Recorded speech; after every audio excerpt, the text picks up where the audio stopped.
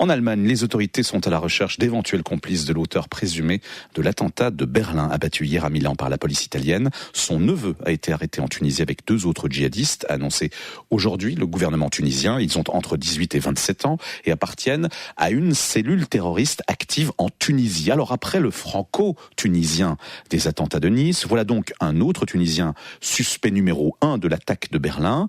Maureen Mercier, vous êtes notre correspondante à Tunis. Comment expliquer ce phénomène ?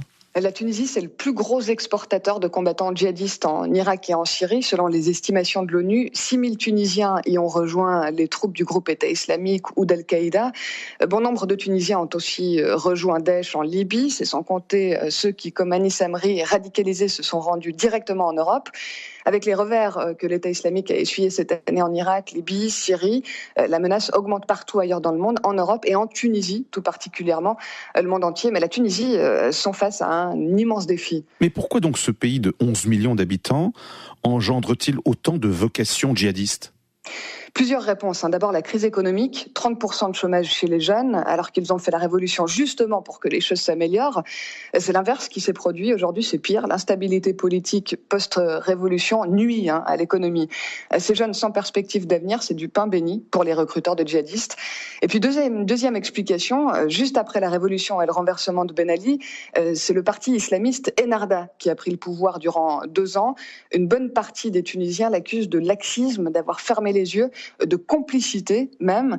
Pourquoi ? Parce que à ce moment-là, les recruteurs ont agi dans bon nombre de mosquées. Des centaines de jeunes se sont radicalisés, ceux-là qui commettent aujourd'hui des attentats.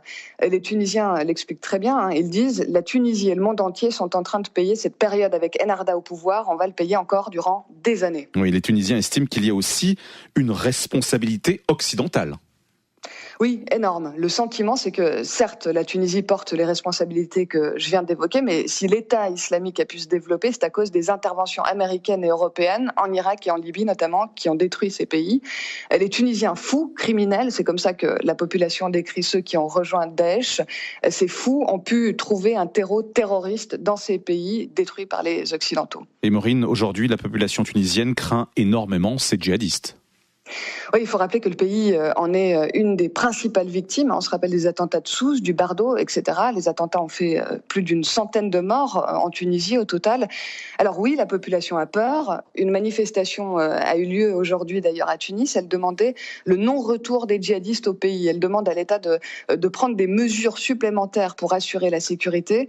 Un manifestant me disait oui, la peine de mort, c'est ce que ces fous méritent. Que voulez-vous faire pour les réintégrer ? C'est impossible. Et la population a peur et l'État est sur les dents, c'est le moins qu'on puisse dire. Vous avez d'ailleurs pu le constater aujourd'hui pendant cette manifestation. Oui, j'ai été arrêtée par la police, j'ai passé l'après-midi au commissariat. Jusqu'à présent, je pouvais exercer mon métier librement avec ma carte de presse. Ça ne suffit plus, on dirait. L'État renforce ses contrôles et tout étranger, toute personne qui agit de manière plus ou moins suspecte est contrôlée, interrogée. Dernièrement, un Tunisien a été abattu par des agents du Mossad. L'un des agents s'était fait passer pour un journaliste.